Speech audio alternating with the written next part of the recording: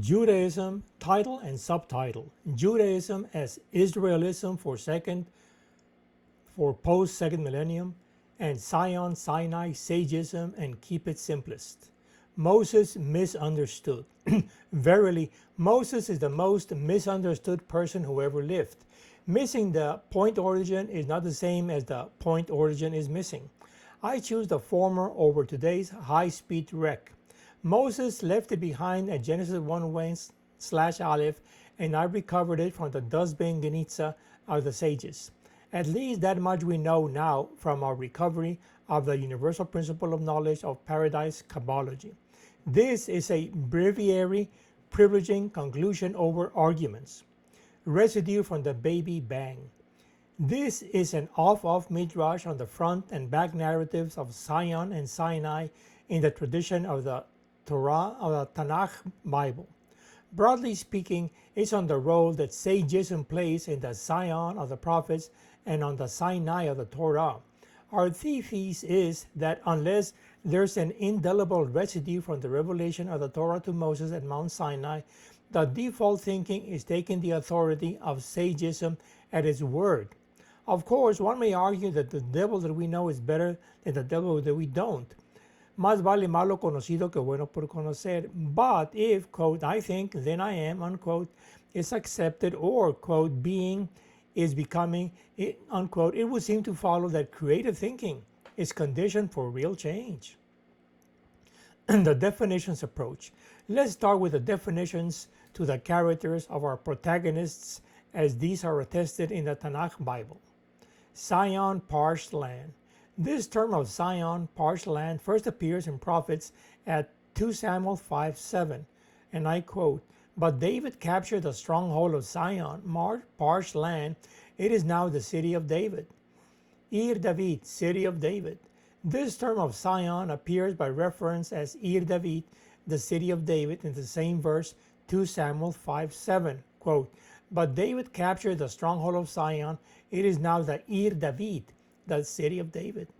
Sinai Thorny. Let's now move on to Sinai. This term first appears as Midbar Sinai, thorny wilderness, in Exodus 19:1. Quote, "On the third new moon after the Israelites had gone forth from the land of Egypt, on that very day they entered the Midbar Sinai, thorny wilderness." HaHor The Mountain. The term Sinai appears by reference as HaHor The Mountain in Exodus 19:2-3. Quote, "Having journeyed from Rephidim, they entered the wilderness of Sinai and encamped in the wilderness." Israel encamped there in front of HaHor The Mountain. Quote, "And Moses went up to Elohim. Yod-Heh-Vav-Heh called to him from HaHor The Mountain, saying," quote, "Thus shall you say to the house of Jacob, and declare, Horeb, Yireh, Shalem will see peace." The above first and second order holistic and dualistic items, respectively, pretty much define the protagonists at issue. And the third order will next make room for associations of these two terms in order to bring them up to date. Today, Zion is associated with the hill, the foundation, the city of Jerusalem, the land of Israel, as well as with the modern movement of reclaiming the ancestral promised land for the children of Israel. By contrast, Sinai has no associations other than the cited above, plus the ones we'll add herein and towards the end. We'll focus on the association of Jerusalem, given that the hill has already been covered, and we'll address the country of Israel later on. According to Jewish tradition, the first allusion of Jerusalem is a combination of two older names, Shalem, the city whose king was Melchizedek, and Yireh will see, or else Yireh will be seen, thus named by Abraham after the binding of Isaac. Quote, "And King Melchizedek of Shalem brought out bread and wine. He was a priest of God Most High. And Abraham named the site Yod-Heh-Vav-Heh will see, hence the present saying, on the mountain of Yod-Heh-Vav-Heh will be seen. Yerushaláyim Jerusalem. The city of David appears explicitly as Jerusalem in prophets at Joshua 10:1. quote, when King Adoni-Sedek of Jerusalem learned that Joshua had captured Ai and proscribed it, treating Ai and its kings as his king as he had treated Jericho and its king, and that moreover the inhabitants of Gibeon had come to terms with Israel and remained among them.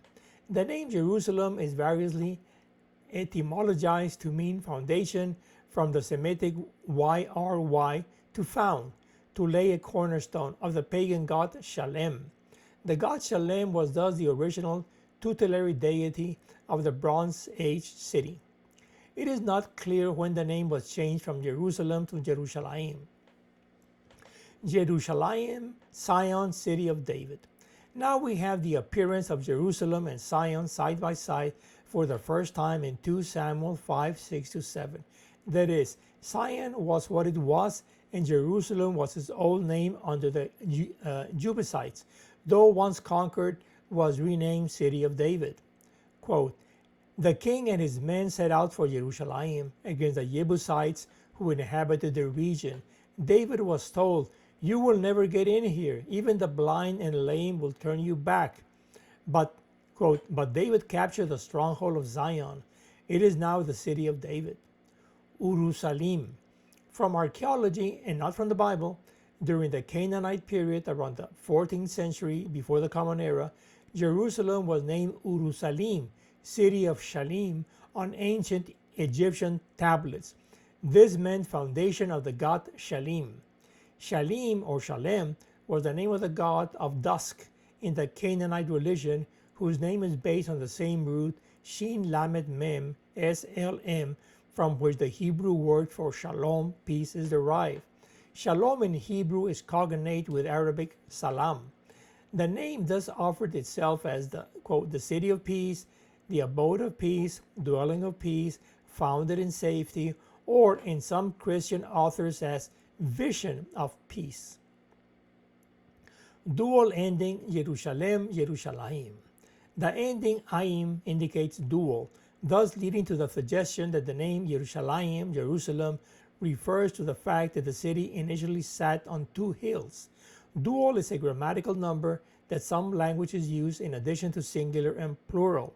The basic rule is that feminine nouns change their last letters to vav, tav, tv, ot, while masculine nouns get at the end yod, mem, im. Dual, by contrast, yod, mem, ym, with the respective áyin vowel underneath as áyim. The dual ending usually refers to a pair of something, such as einayim, 2 eyes, or asnaim, 2 ears. In Kabbology, 1 s/ single, d, dual r, plural p. Egypt, Mitzráyim. It is worth noting that Egypt, Mitzráyim, has dual ending, just like Yerushalayim. Jerusalem, Genesis 13:1. From Egypt, Abraham went up into the Negev with his wife and all that he possessed, together with Lot. Names carry meaning. Is this an indication of Israel backsliding to the old ways of idolatry of Egypt by way of dualism? Greece, Logos. Dual ending áyim, backsliding to Egypt, but also Logos, reason of the oral Torah, as front sliding to Greece. This we will represent by the absence of the slash from both Egypt/Greece, thus giving S/DRP to SDRP without the slash. Jebusites. Let's not forget that the name of the original inhabitants of the city were Jebusites, sons of Jebus, the 3rd son of Canaan, as attested in the following verses. At the beginning, at Genesis 10:16, quote, and the Jebusites, the Amorites, and the Girgashites.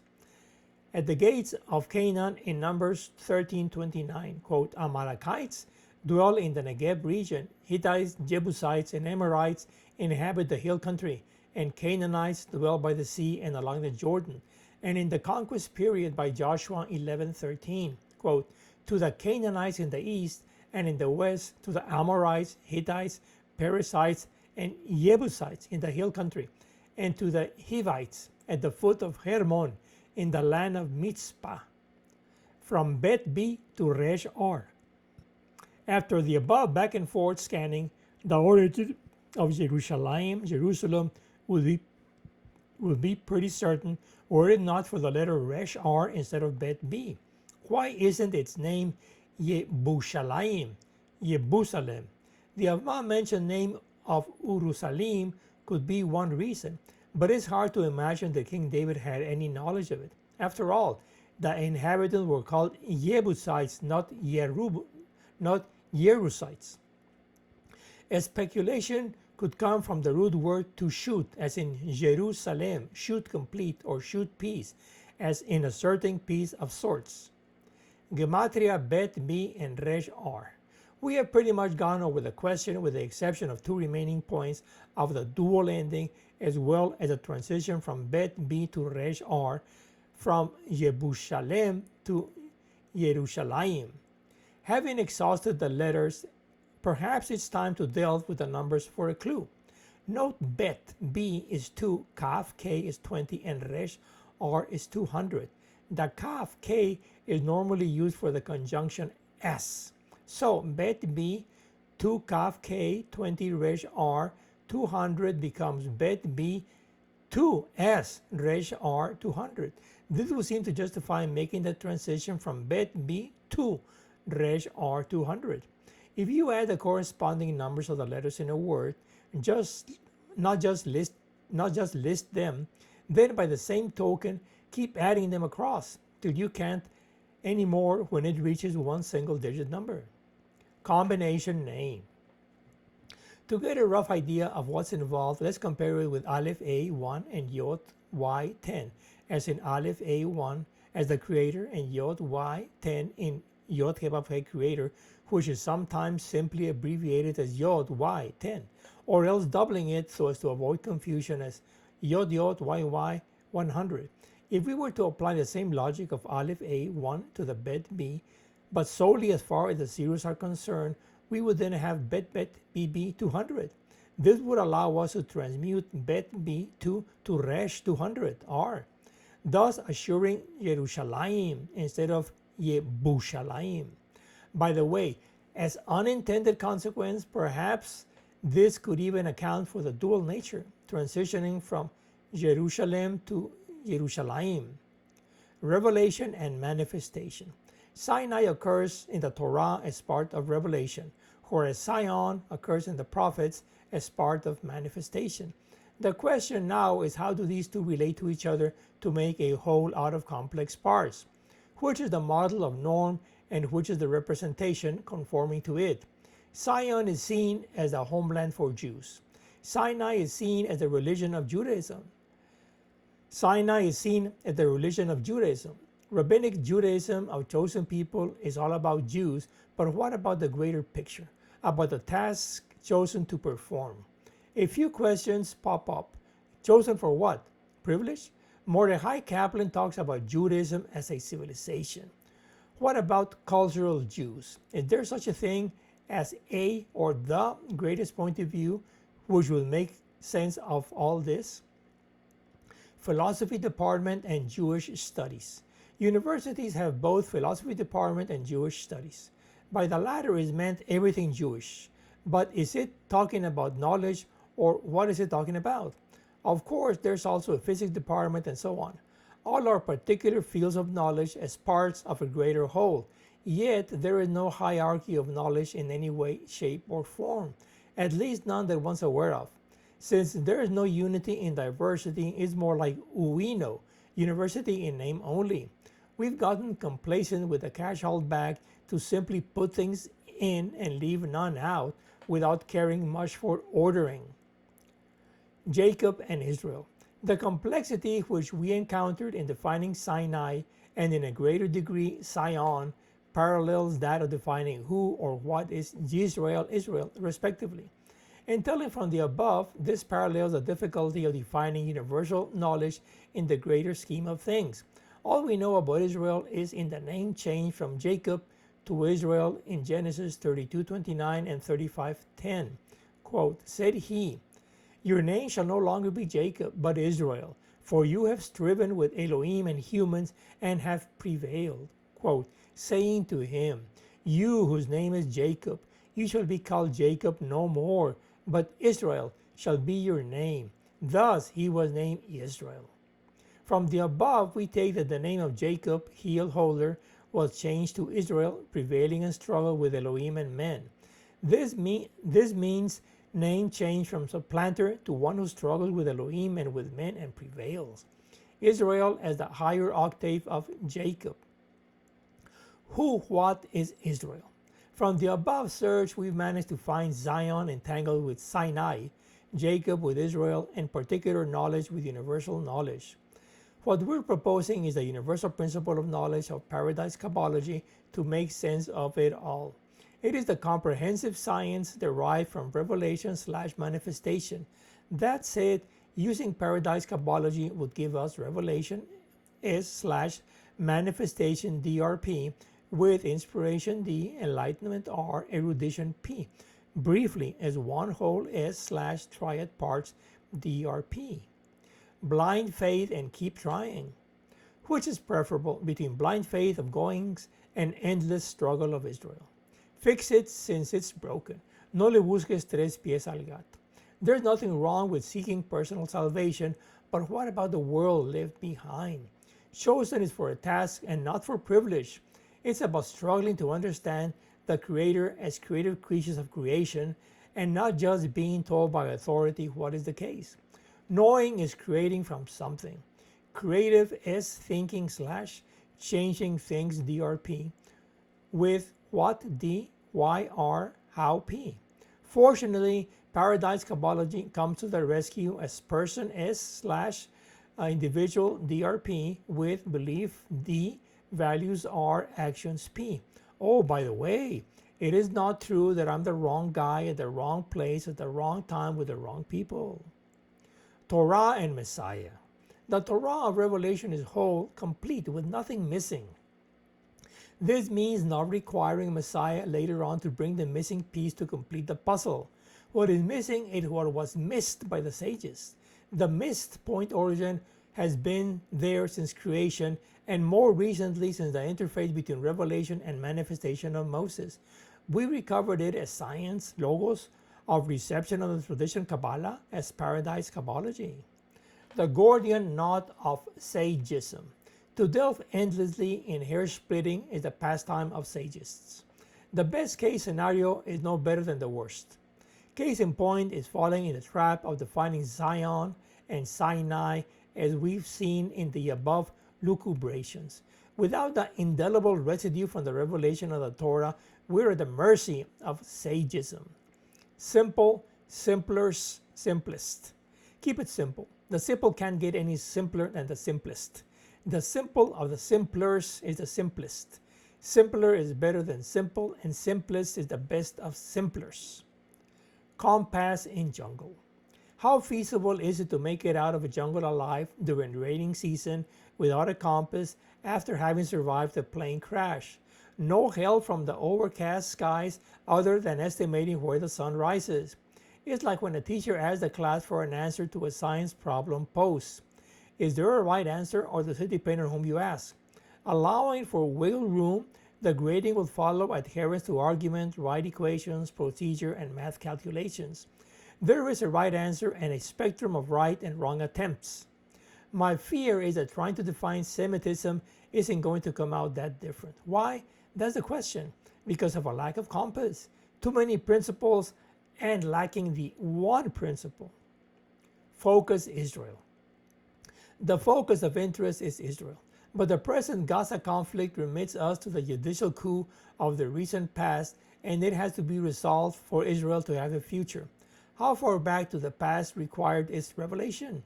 And from there bounce back to the present and forward to the unknown future. To resolve the present moving forward requires going as far back as revelation.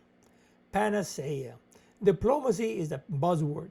Negotiations cures all ills. But we're told from cradle to grave that the world is broken because it's a broken world. And we know from experience that trying to fix things acting solely on goodwill will only end making things worse. We're also assured of the good news of the coming of the fixer and the savior. Any handyman will tell you that things don't fix themselves even if left alone long enough. First, know when something is broken, and that you need to know what you're doing before attempting to fix what's broken. The trivial shouldn't even need mentioning.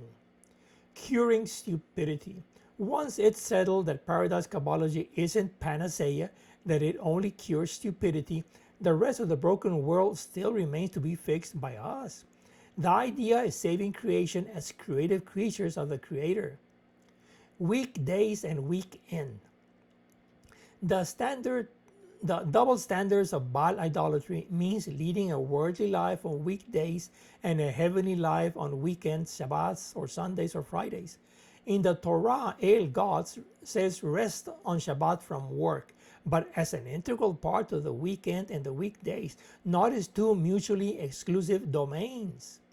Shabbat means rest in Genesis 28:11. Quote, remember the Shabbat day and keep it holy. Quote, 6 days you shall labor and do all your work. Quote, but on the seventh day is a Shabbat of your God, Yod-Heh-Vav-Heh. You shall not do any work, you, your son or daughter, your male or female slave, or your cattle, or the stranger who is within your settlements. Quote, for in 6 days Yod-Heh-Vav-Heh made heaven and earth and sea, and all that is in them, and then rested on the seventh day. Therefore, Yod-Heh-Vav-Heh blessed the Shabbat day and hallowed it. Being holy as set apart / Now we're finally on the right track, once having followed the trail of the definition of Israel as one struggling with Elohim and with men and prevailing. We went from Shabbat onto holiness, but what is to be holy? Leviticus 19:2, quote, speak to the whole Israelite community and say to them, you shall be holy, for I, your God, Yod-Heh-Vav-Heh, am holy. Holy means, quote, set apart, as in Shabbat is holy / set apart, workdays DRP. The question now is what the Triad stands for. The answer is as one whole S / Triad Parched DRP.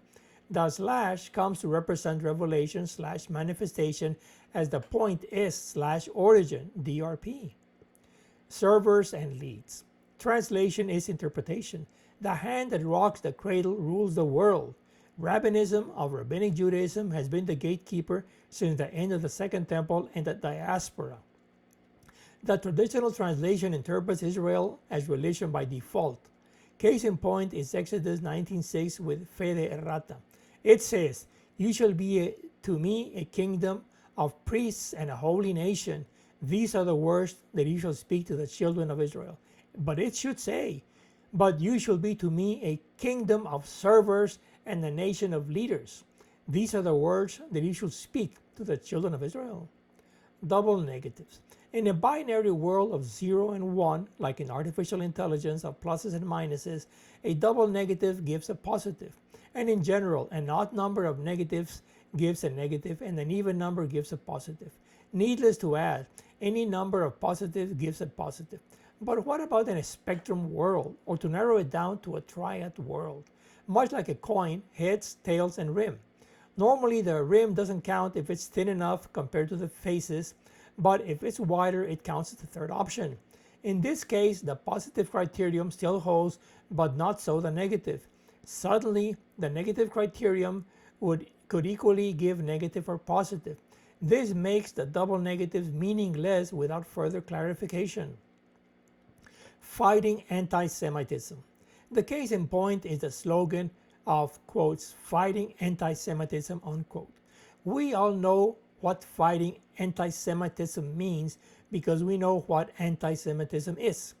But does anybody know what anti-Semitism means because they know what Semitism is? We've gotten away with the use of double negatives for so long that suddenly we're at a loss when faced with identifying the core positive. That is, when faced with defining what we mean by what we're talking about. In plain English, it's the cheap amusement park, quote, the shell game, unquote, of guessing where to find the positive amongst the negative and the double negative. Shema Yisrael, listen Israel, means pay attention and don't get distracted falling for hand tricks or for the revolution of the fairy wheel. That nested doll. There may still be more nested inside the Patrioshka doll. There's the Bnei Israel, children of Israel, next. The Bnei children refers to Jacob. This means that the buck stops with Israel as refers to the Torah. Israel means prevailing and struggle with Elohim and with men. But what sign does Israel hold in his hand in this battle, if not knowledge? If this is the case, then it must have a beginning and a principle, where the buck stops. This is where it gets tricky. Taking the case in Spanish, beginning is principio and principle is principio as well. Let's identify principle with the creator. This as in principle of the beginning, and beginning as creation, giving us the beginning of the beginning. But there's also the cross terms. There's also the principle of the beginning and the beginning of the principle. These could be identified as creative and creature respectively. All this unfolds Genesis 1:1a/Aleph. The buck stops with Moses as refers to the Torah of the creator and creation, and us, the created creatures. There's an interface much like the rim of a coin, the imaginary underneath and the visible on top, and a have you see and a have you don't. Genesis 1:1a Aleph is nothing other than the sign of the Giga microchip in our hearts, the residue of Revelation paradise. It stands to reason that if there's Elohim gods as God of gods in the heavens, then there must be a correspondent paradise principle of principles on earth, that is, with gods spelled as capital G with italicized S. The question is how to come up with a convincing narrative which puts it all together. It can only be as the residue of revelation at Mount Sinai to Moses of the Torah teaching. But note that revelation at Sinai entails keeping separate manifestation at Mount Zion. That the flip side to Moses of the Torah leads to King David of the prophets and writings. The universal principle of knowledge is/DRP. The deal is sealed if we manage to couple Zion to Sinai in a convincing manner. Revelation at Sinai S/manifestation at Zion-DRP with inspiration D, enlightenment R, erudition P. Rabbinism is just a school of interpretation of the Torah post Second Temple and diaspora. Israel is not rabbinism. That much is clear so far. Dualism and holism. Once understanding holism as paradise, the pending question is how to properly define dualism. As things stand at present, it's certainly the product of misunderstanding. If holism is S/Triadism is DRP, then dualism is misconstrued something like S-D/RP or S-R/P with variance S function of D or D function of S for S-D. You may be thinking, who cares? What does it matter? Well, the consequences make a difference. There are many types of dualisms, but basically two for convenience, as S function of D R/P or else D function of S R/P. The trick is where to place a slash separating the one whole S from Triad Parched DRP/DRP. That is, if this were the case, we would then have R/S function of D P or else R/D function of S P. Each of these cases corresponds to very different scenarios of confused dualism. We'll leave it here for the moment to address it more fully on another occasion. Sagism. There's a saying in management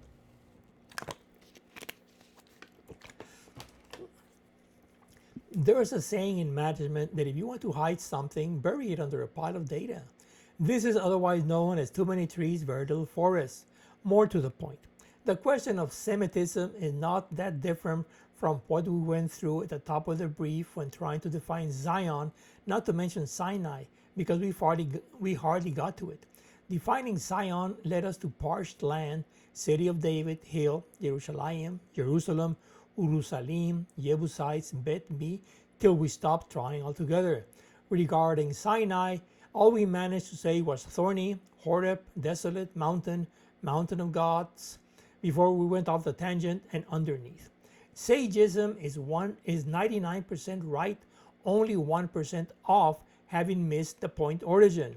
The sages self-appointed themselves up to sages with the oral Torah, all under the incense smoke screen.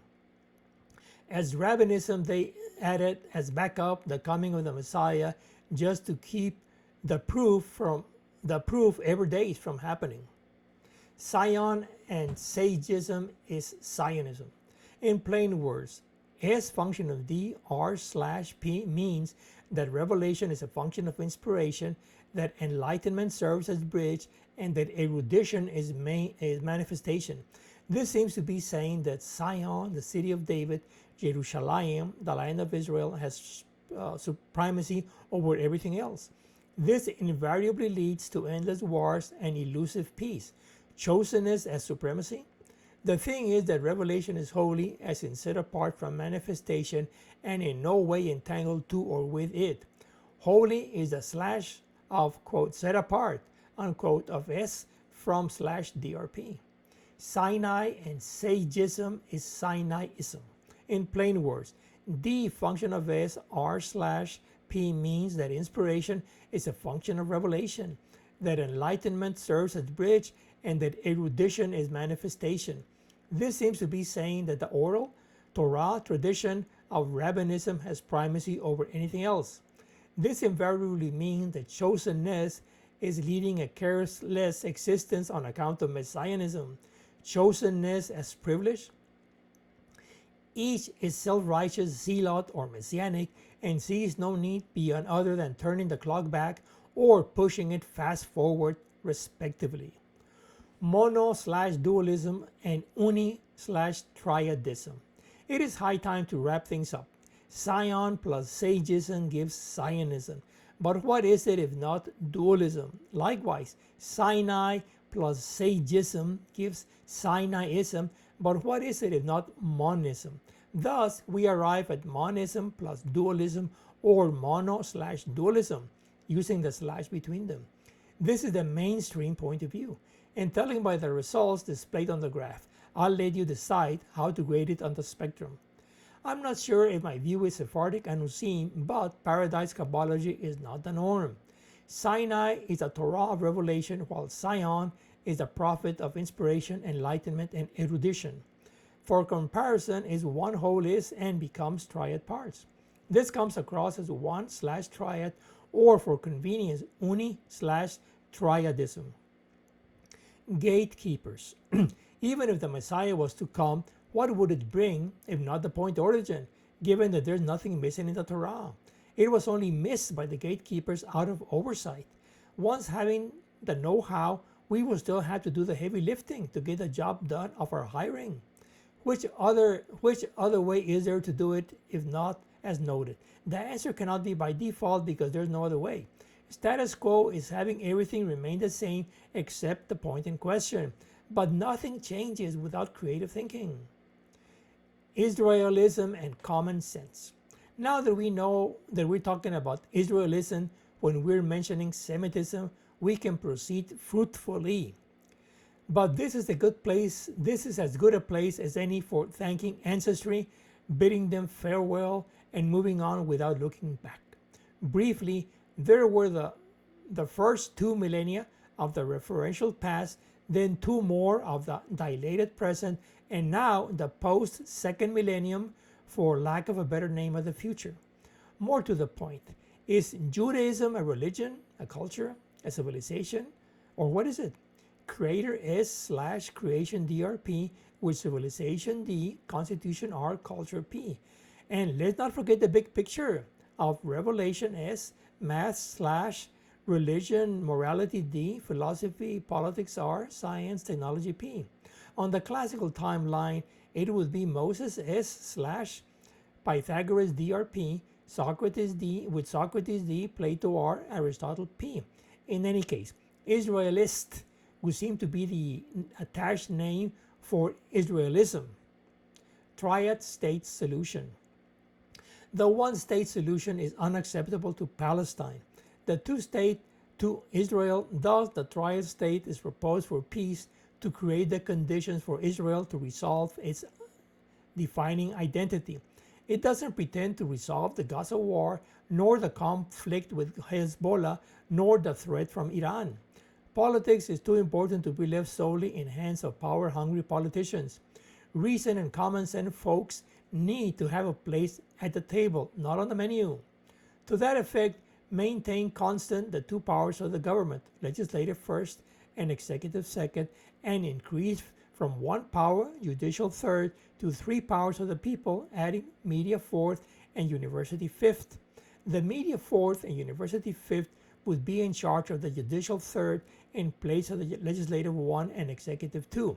Media fourth and university fifth as overseers of information and budget respectively.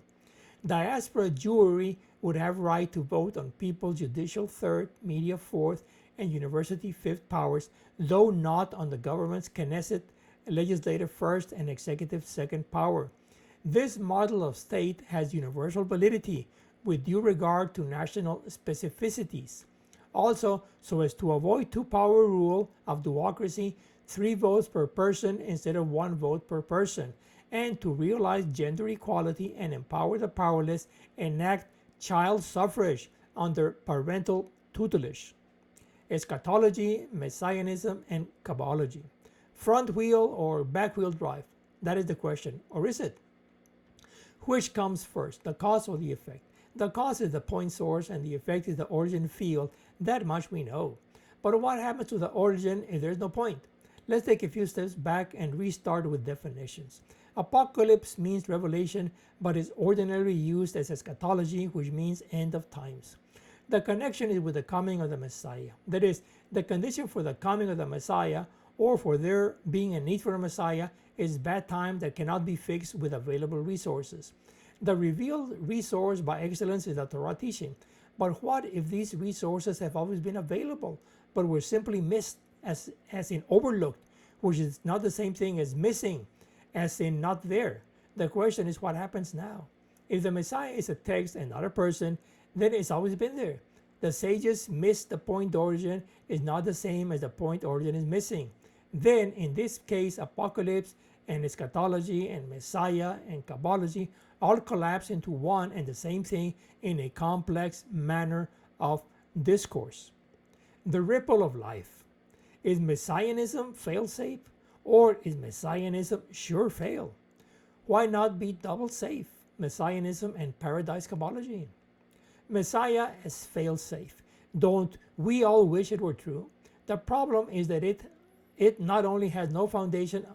The problem is that it only has no foundation other than faith, but it also negates the Torah altogether.